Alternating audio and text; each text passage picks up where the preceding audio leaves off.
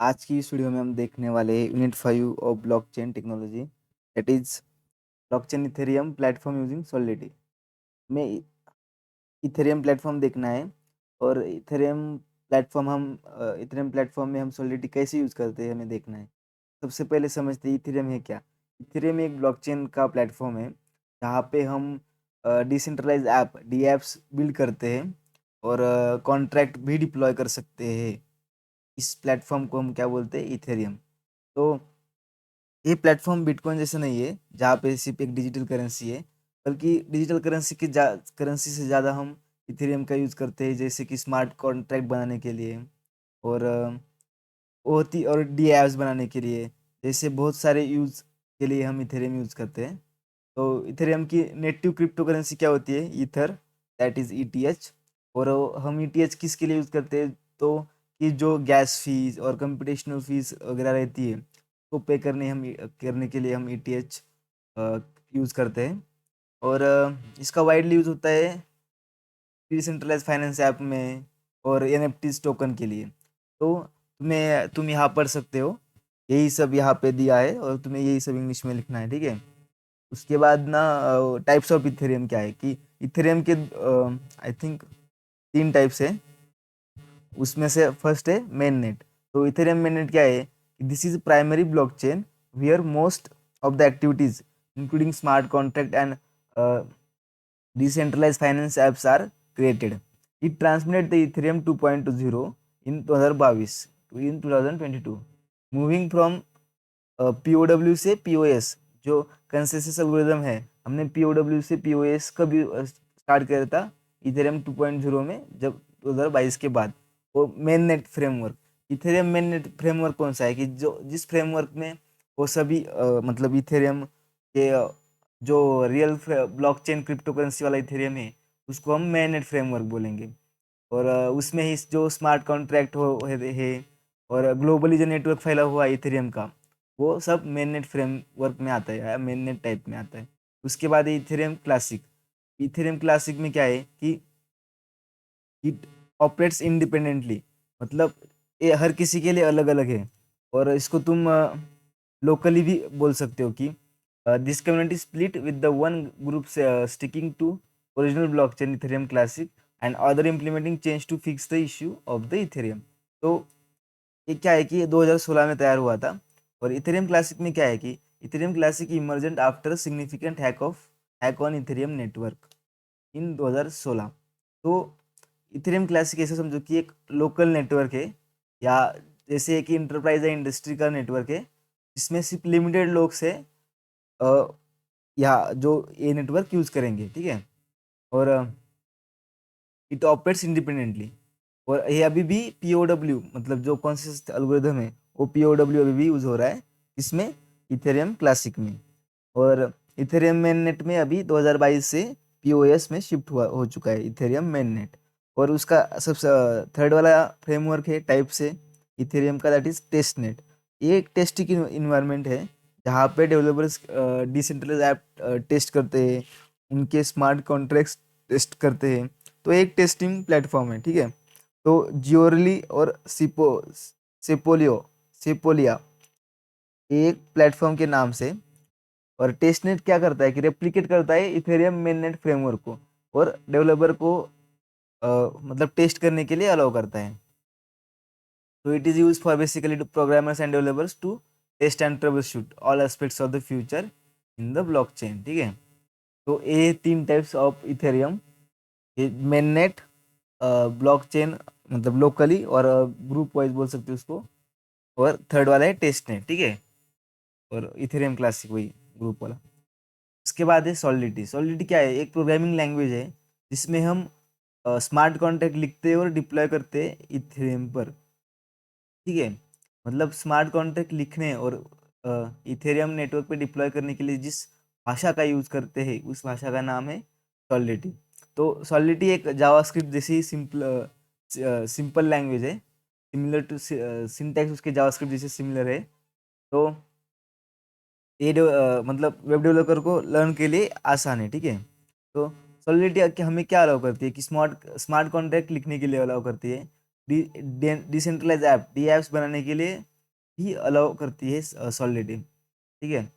And this contracts can be use for various purpose such as managing crypto currency wallets, executing financial transactions और creating NFTs.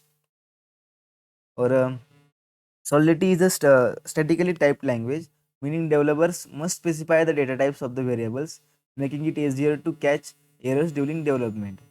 में यहाँ पे एक data type mention करना भी ज़रूरी है, जैसे कि हम जावा में करते हैं। It supports concept like libraries, inheritance, custom data structure, enabling the creation and complex application. तो solidity smart contract could be return to withdraw and deposit in the money, example इसका ये है। तो हम बेसिकली सॉलिडिटी को right करने के लिए रिमिक्स नाम की जो आईडी होती है उसका यूज़ करते हैं। और जो सॉलिडिटी का कोड है वो इथेरियम वर्चुअल मशीन ईवीएम में कंपाइल होता है, जहाँ पे बाइट सोर्स कोड का बाइट कोड में कन्वर्जन होता है, ठीक है। As blockchain application are immutable, carefully testing of solidity code is essential to avoid unreliabilities और बग्स। इम्यूटेबल है मतलब इसलिए कि जो हमारा कोड है वो प्रॉपर होना चाहिए, इसलिए वो पहले रिमिक्स पर टेस्ट मतलब वेरीफाई होना, क्रॉस चेक होना ज़रूरी है, ठीक है।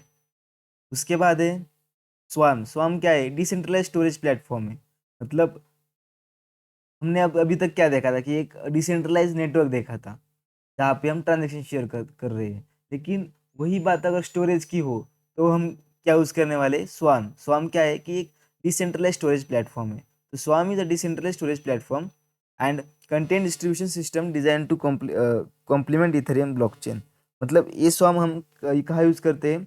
इथेरियम ब्लॉकचेन के साथ, जहाँ पे हमें स्टोरेज मैनेजमेंट के लिए हम ये स्वार्म यूज़ करते हैं। It allow user to store and share data in a distributed way without relying on a centralize server. Allow करता है सभी यूजर के साथ तो डेटा शेयर करने के लिए। Term provides infrastructure where data is into broken into small chunks, encrypted and distributed across multiple nodes in a peer to peer network.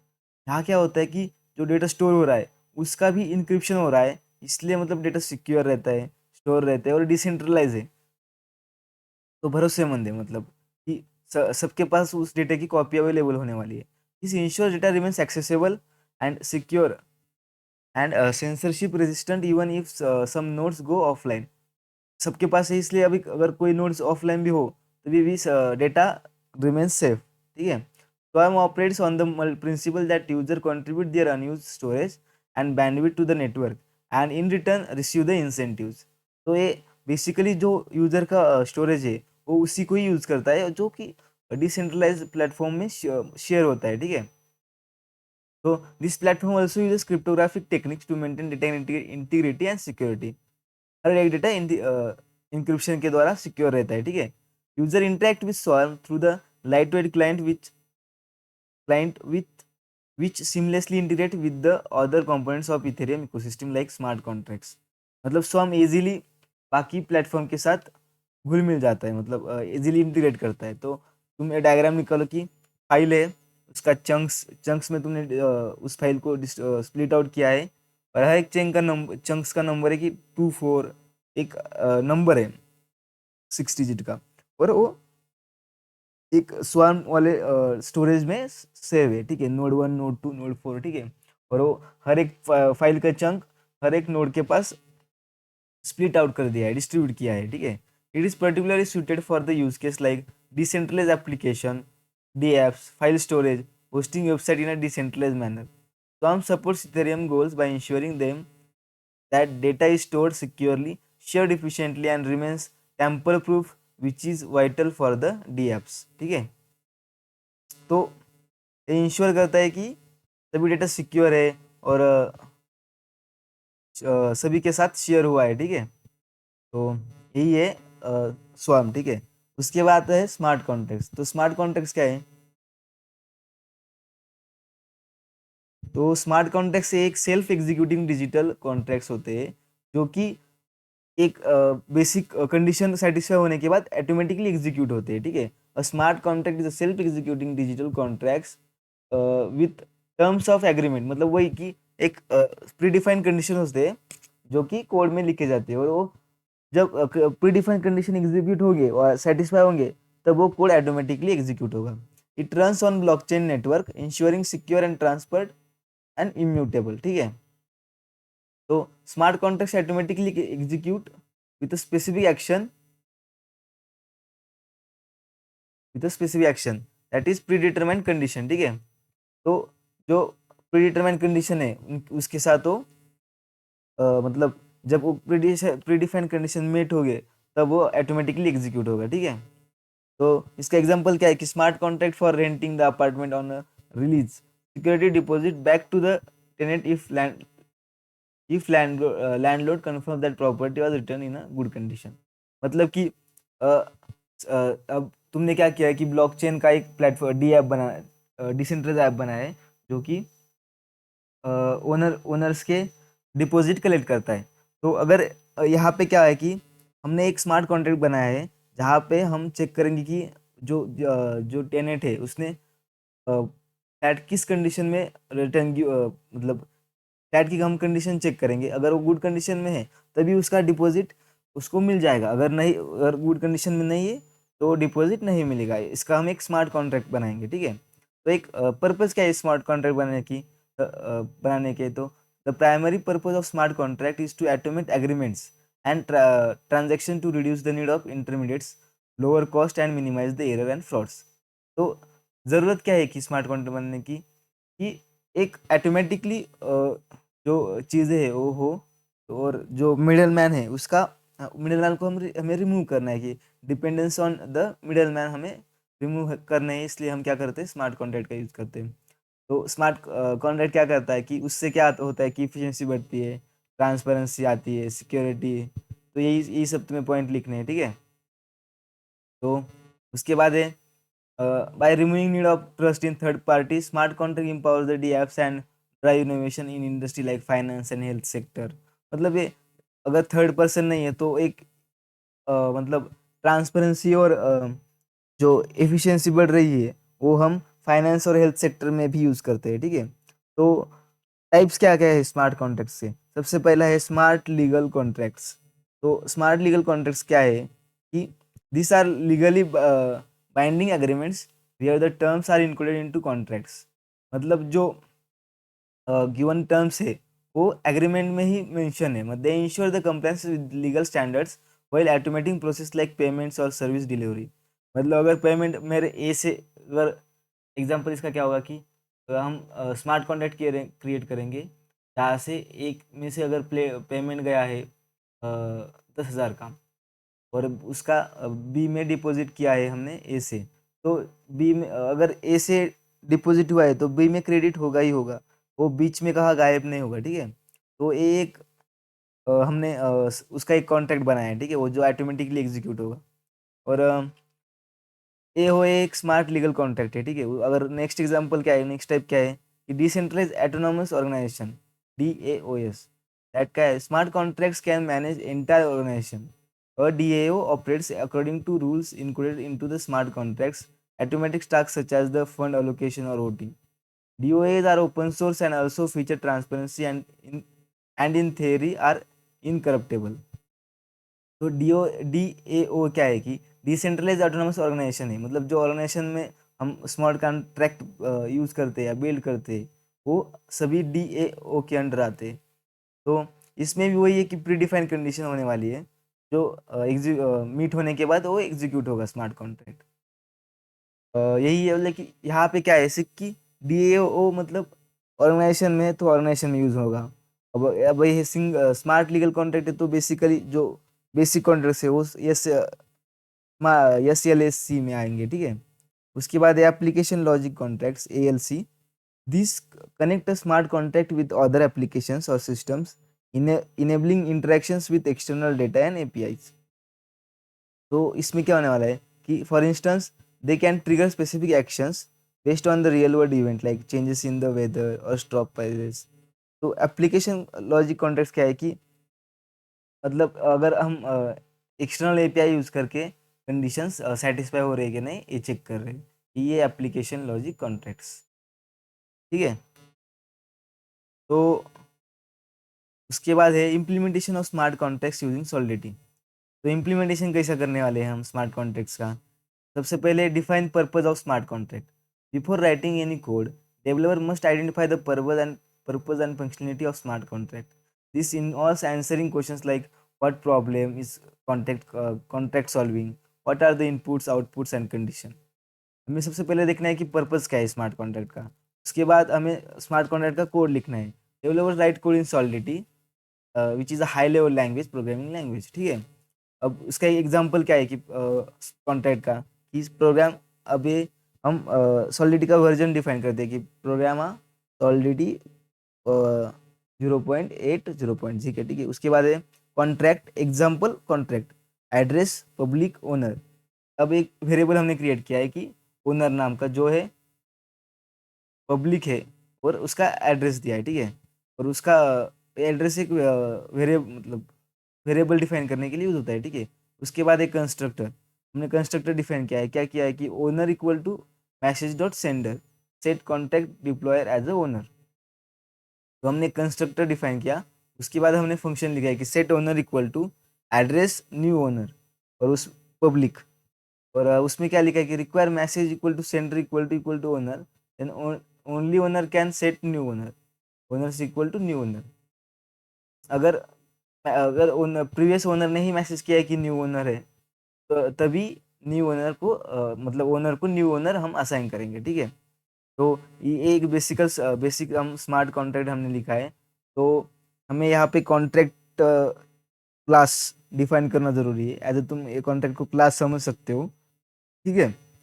और उसके बाद हमने फंक्शन डिफाइन किया, और वो हमने यूज किया है। तो test contract locally before deploying contract on blockchain, developers developer use testing environment like Remix ID.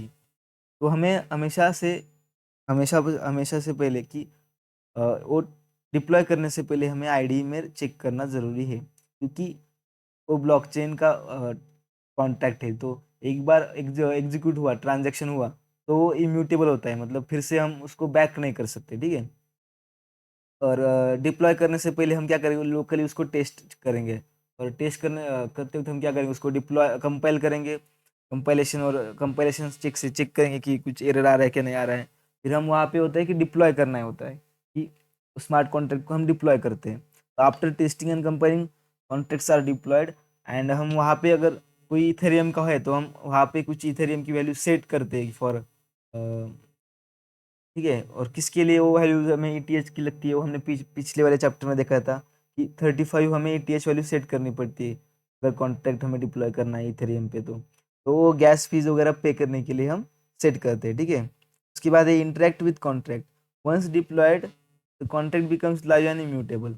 एक बार डिप्लॉय होने के बाद वो कॉन्ट्रैक्ट के साथ हम क्या बोलते हैं, उसको कॉन्ट्रैक्ट को एक्सेस कर सकते हैं, उसको डिप्लॉय कर सकते हैं, उसके साथ इंटरेक्शन कर सकते हैं, ठीक है। तो अगर आपने रेमिक्स के प्रैक्टिकल किए होंगे ना, तो आपको याद होगा कि हम वहाँ पे कंपाइल रन करने के बाद डिप्लॉय में जाते थे।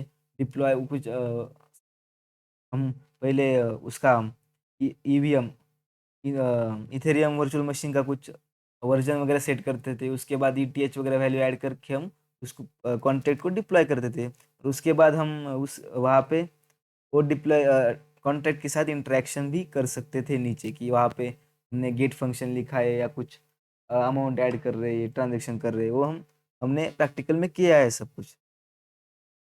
तो उसके बाद क्या है, अब हमने देखा कि एक हम स्वाम देखा कि वो क्या था, डिसेंट्रलाइज स्टोरेज ऐप था, प्लेटफॉर्म था।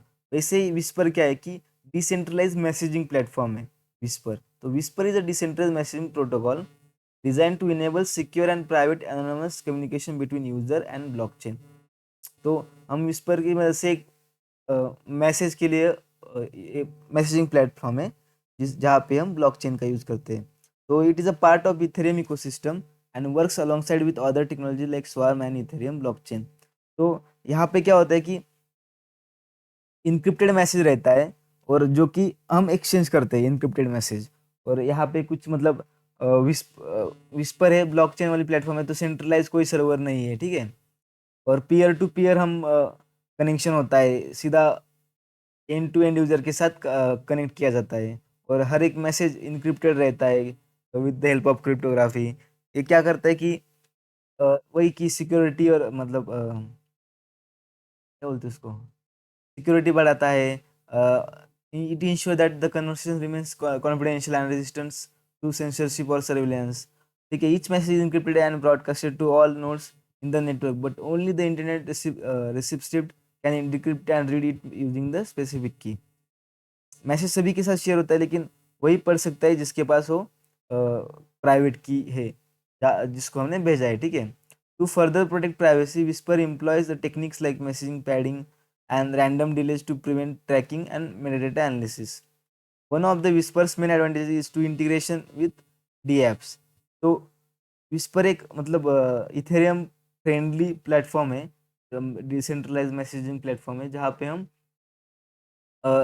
बाकी इथेरियम के डी एप्स के साथ हम इजीली कनेक्ट कर सकते हैं। ठीक है, for instance D apps can use Whisper to send notification, exchange real time updates और facilitate anonymous peer-to-peer communication. However, Whisper is not widely adopted today due to its resources intensive nature and scalability issue. लेकिन मतलब whisper में थोड़ा सा scalability का issue आता है, इसलिए वो वाइडली अभी मतलब यूज नहीं होता है। ठीक है, उसके बाद हमने देखा था कि ईवीएम, इथेरियम वर्चुअल मशीन। तो इथेरियम वर्चुअल मशीन क्या है कि जैसे हमने पढ़ा था कि जावा वर्चुअल मशीन होती है जो कि सोर्स कोड को बाइट कोड में कन्वर्ट करती है। Similar type two this that Ethereum virtual machine भी वही करती है कि एक जो हमारा सॉलिडिटी का कोड है उसको बाइट कोड में कन्वर्ट करती है। ठीक है, EVM is a code component of the Ethereum blockchain that act as a run time environment for executing smart contract. ठीक है, ये एक कंपाइलर है जैसे समझो कि, और वो कंपाइल करके तुम्हें जो तुम्हारा सोर्स कोड है वो बाइट कोड में कन्वर्ट करने का काम करती है। ठीक है, it is a global decentralized computer that ensure the smart contracts and D apps executed exactly as programmed without downtime and fraud and or inferences. EVM is responsible for processing transactions, managing state changes on blockchain and enforcing the rules of Ethereum protocol. तो इन सभी के लिए EVM ही जिम्मेदार है। It operates on sandbox environment, that is it isolated the execution of smart contracts to maintain security. तो EVM is design to be turning Turing complete, so that is it can execute only computational task as long as resources और like gas fees are available। ठीक है, और हमने देखा कि हर एक के लिए हमें गैस फीस पे करनी पड़ती है फॉर हमें डिप्लॉइंग कॉन्ट्रैक्ट्स। ठीक है, developers write smart contract in high level languages like Solidity, which are then compiled into bytecode that EVM can understand and execute. When a person sends a transaction to a smart contract deployed on Ethereum, every nodes run the smart contract and transaction through their own EVM. तो ये क्या है, in this simulated environment each node can see what the end result will be, whether outcome produce a valid transaction or not. If all nodes reach the same valid output, the changes are made and updated Ethereum state is recorded or on blockchain. So platform like Binance, Smart Coins, Polygon or Ethereum EVM compatible, which means Ethereum smart contracts can be run seamlessly on the networks.